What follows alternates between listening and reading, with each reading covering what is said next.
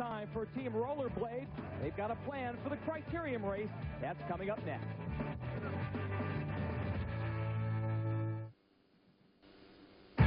Welcome back. Here's Mike Adamle. The men's criterium race has a strong international flavor. That's the team from Colombia warming up with a little jogging. Now, this is one race where it's nice to have a little help from your friends. Ippolito Sanfratello doesn't have that luxury. The talented Italian is essentially a one-man team, a lone wolf skating against a talented field. The men's criterium final, 20 minutes plus 2 laps. And one of the men to watch, last year's winner, Rollerblade Derek Parra. He was a human dynamo. His victory in the criterium just part of a remarkable weekend. But that was then. I had a really good race last year, and I'm starting to find my inline racing legs. So I've been on a season of ice, and it's kind of difficult to get back in it. And our team got together this morning and talked about some things, so we have a good plan for today, and hopefully it'll come out to win. And it is clear that Derek is not nearly as dynamic as he was a year ago when he won 2 events and finished second in 2 others. But I guess there's a reason. There is a reason, Mike. Derek just came off ice training. He's been training all winter long with the Olympic ice coaches, and he's into the beginning of the inline season. So maybe the criterium will be his breakthrough event. Right now, Tony Muse in the lead. Scott Hyatt from Team Hyper is second. Jorge Botero of Team Rollerblade is third. And to the right of your screen, you can see Derek Parra stepping out and then stepping back into the line. Right now, Rollerblade is setting their skaters up throughout the pack to take control of the race. Heather, based on what we saw in the 20-kilometer race, we expect the hyper-dynamic duo of Chad Hedrick and Derek Downey to be dominant. Right now, they're in the back of the pack.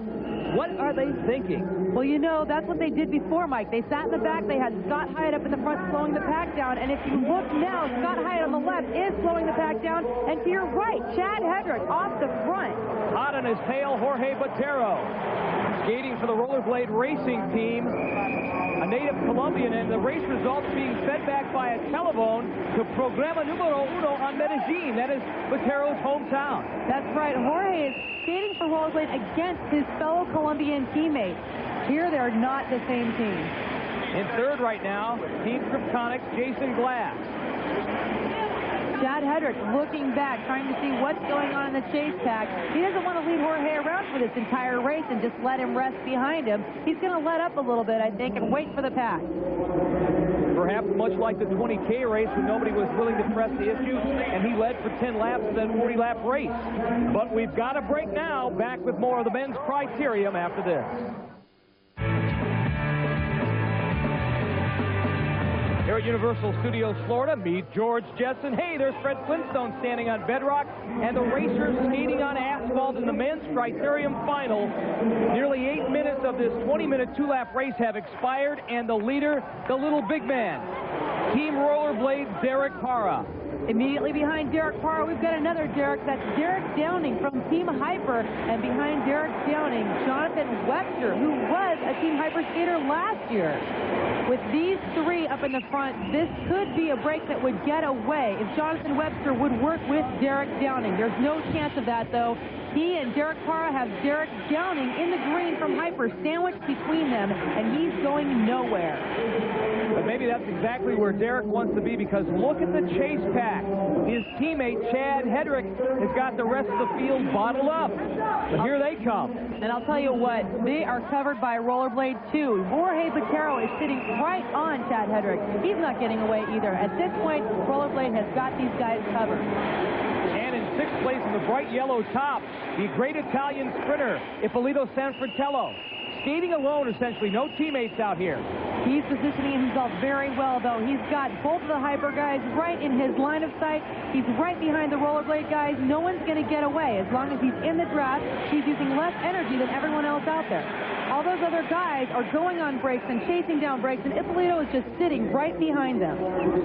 The pace has slowed considerably as we're waiting for our next set of brakes. Everybody looking back. Who's going to make the move? Well, nobody wants to be the first to jump. No one wants everyone to jump behind them and get the draft. So it looks like they're just going to slow down for a little bit, taking that corner very wide. Everyone's standing up, hands on their knees. Hyper is positioning themselves perfectly again at the front of the pack. Expect something from them.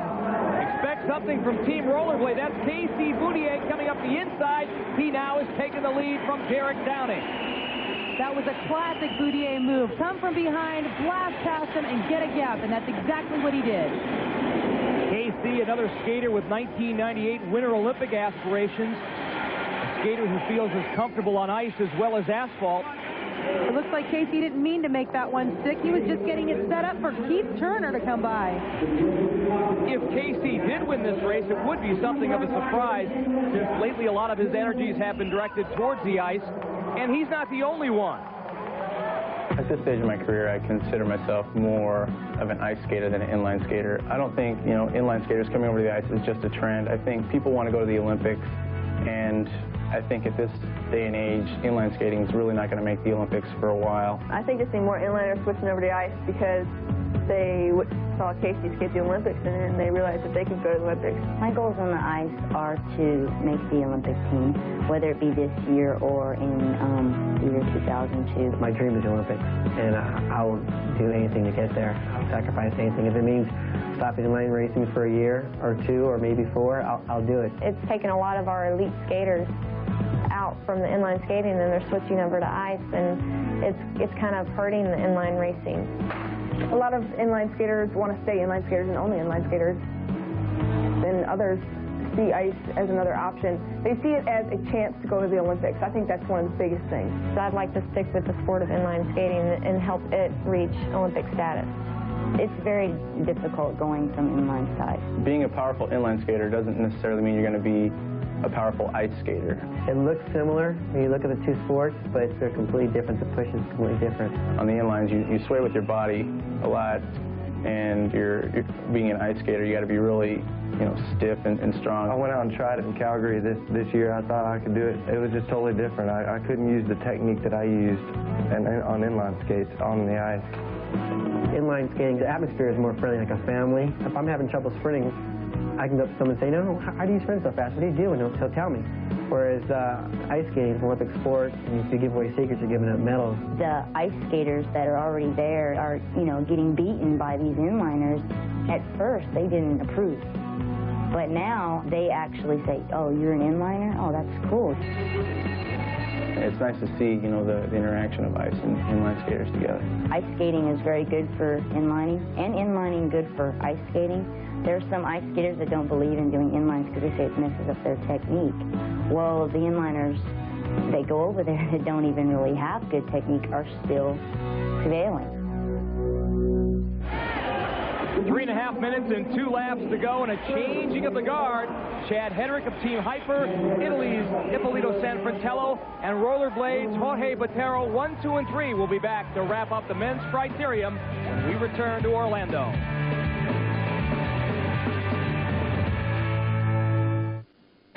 Welcome back to the Ultimate Inline Challenge. Less than 1 minute and 2 laps to go here in the men's criterium, and for most of the preceding 19 minutes, it has been a battle between Team Rollerblade and Team Hyper, but in the lead right now, the lone Italian, Ippolito Sanfratello, right behind him, Team Terminators, Chad Bergelauskas. And here comes the team from Kryptonics on the inside. That's Tony Muse and Chris Luxton. Now, I don't know what these guys are thinking. They have one more time around before the 2-lap bell. They're going awfully early. Tony's a sprinter, and he's leading out Chris already. I don't think this is going to last. Well, they're certainly making a bold bid to win this race and steal the thunder. Muse and Luxton from Des Moines, Iowa were 9th and 10th a year ago, but this year they won the whole enchilada. They're coming around. They're approaching the line. This is the bell lap right here. They've got 2 laps to go now. It's a 20 minutes plus 2 laps, and these are the last 2 laps. Tony's still in the lead, leading Chris out. Chad Hedrick, sitting in third, is just resting behind these guys. So what you're telling me is that Luxton and Muse are under the impression that this is the final lap. That's how they're skating. They're going all out, and it's really early to be doing that. The rest of the pack is just relaxing. Nobody's even getting ready to jump around them. Well, if that's the case, it's going to be a bonus for Chad Hedrick and Derek Downing of Team Hyper. In fact, it is. Hedrick has moved into the lead. Now is the time that I would expect someone to jump from the front. We've got 1 lap remaining. Chad Hedrick now in the lead. Look at, he takes that corner. He's got such a great lead. Derek Parr is in that second position for Rollerblade, trying to chase him down. Derek Downing from Hyper in the green in the third position. And what has happened to Luxton and Muse? The Kryptonics teammates who looked so strong have now disappeared. It seemed awfully early for those guys to go, and now Hyper has taken over first and second, again coming around the S-curve. Third place is Rollerblade trying to chase them down. Well, much like Team Ultimate's Julie Brandt and Cheryl Ezell in the women's races, Chad Hedrick and Derek Downing for Team Hyper have been dominant today. Now let's go back to the confusion at the end of this race.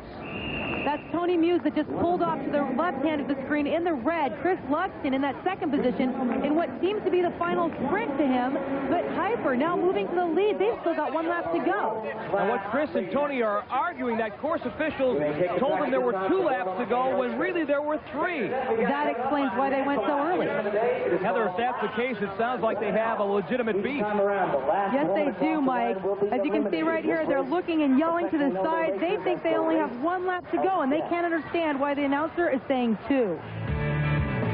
Well, controversy aside, Heather, it's apparent that Chad Hedrick and Derek Downing came here loaded for bear. Another 1-2 finish for Team Hyper. Kryptonics' Chris Luxton dropped all the way down to 6th.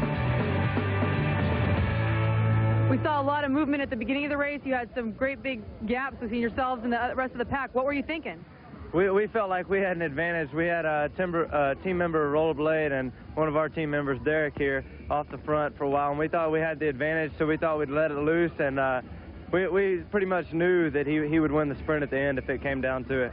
So you were trying to tire the other teams out? Was that the strategy? Yeah, with me and Johnson being off the front, I think it panicked Rollerblade a little bit, so they had to work actually to catch their own teammate, because I thought in the back of their head that they weren't going Johnson wasn't going to beat me in a field sprint, so they had to do extra work to try and catch me and Johnson to bring it back up. Well, coming up, it's pure survival. Who will be the last woman out?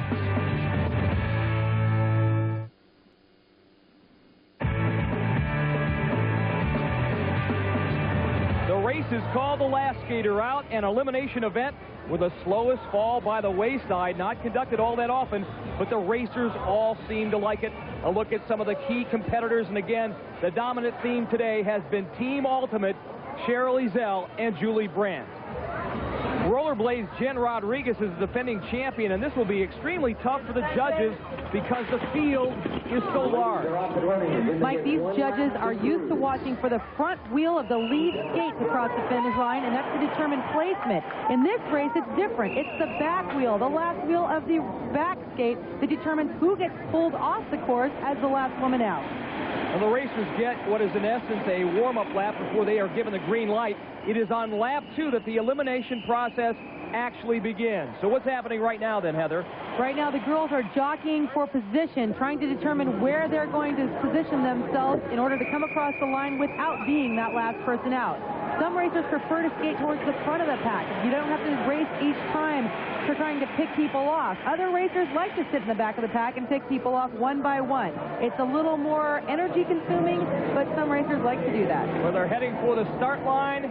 The official lap about to begin. And last woman out is underway. Right now we've got Michelle Levon from Miller Boots taking the early lead. Michelle obviously wanting to skate from the front of the pack. We haven't seen Michelle in the front of any of the other races, but she wants to stay up in the lead this time. She does not want to get out early. We have seen what kind of teammates Julie Brandt and Cheryl Ezell have been in the previous races. What about in this race? This is not a race where those girls can just sit in the back and wait for the end for a sprint. They're going to be staying near the front of the race, but they are staying together. As you can see right now in the third and fourth positions, the black and white, that's Cheryl and Julie sticking together. They are teammates to the end. But they are severely outnumbered here. On the bubble right now, number 32, Tara Peterson, in the two-tone yellow and purple, and she has the dubious distinction of being the first woman out in the last woman out event.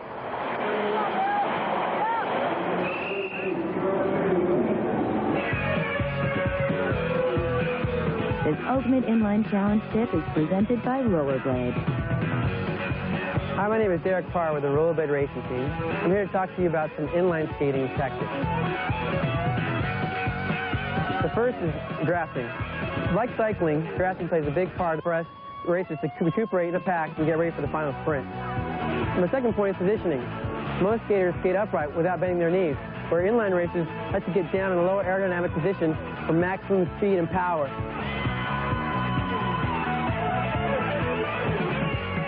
The third thing I want to talk to you about is finishing your stroke. When finishing, make sure you push off all your wheels and directly to the side. I guarantee you'll get the most power from each stroke. So slap on some protective gear, put on a helmet, and you'll have some fun. Right you are, Derek Parr, and fun happens to be the operative word here at Universal Studios Florida, whether it's on skates or riding shotgun with some wacko speedboat stunt guy. That looks like a lot of fun. In the last women out race that's underway, one of the big names fell by the wayside early, Desley Hill. She looks like that wacko speed guy. She's trying to get the inside lane there, actually pushes off a fellow competitor and was disqualified. In lap 20, young 14-year-old Michelle Bizot and feisty Australian Deb Beveridge fought hard to be eliminated. Beveridge's mistake, and she is at the back of the pack. She looks left and never sees Bizot, who stays alive. Beveridge was eliminated and couldn't believe it. Bizot was to go on the very next lap. So now only 5 remain, the conclusion in a moment. Ultimate Inline Challenge is presented by Rollerblade, fighting for freedom, justice, and a really dialed ride. Stay tuned. And in part by Duncan Yo-Yo. If it isn't a Duncan, it isn't a yo-yo. The few, the proud, the fit. Skating to the sidelines, Michelle Bizot, the last woman out after a gallant effort. And now 5 remain. Julie Brandt, Teresa Cliff, Cheryl Izell, Vicki King, and Jennifer Rodriguez. Right now, Izell and Brandt 1-2, like they've been all day long. They've been skating great this year. Cheryl actually won this race last year. There was a controversy. The race was rerun, and she finished not even in the top 10. So this is great that she's up there in the front this year, skating so dominant, pulling to the front right now. But forget about the engine. Who's the caboose? And it appears to be Jennifer Rodriguez. She crosses the finish line last. She is eliminated.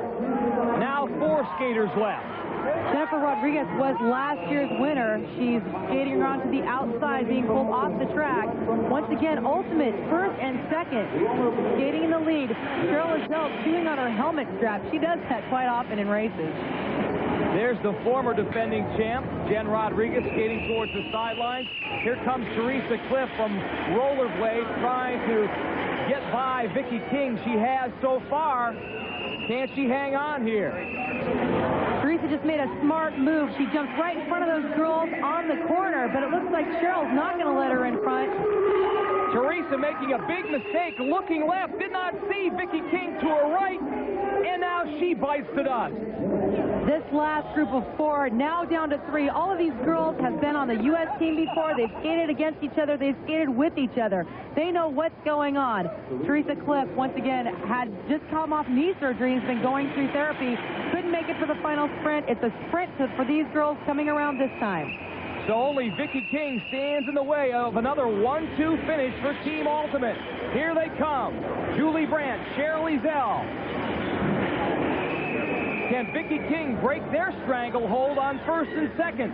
Vicki's waiting an awful long time to try to get around these girls on these corners. These girls just skate wide. It looks like they're taking up the entire track. Vicki's going to have to go 3 times as far as anyone else if she wants to go around them, and it looks like she can't do it.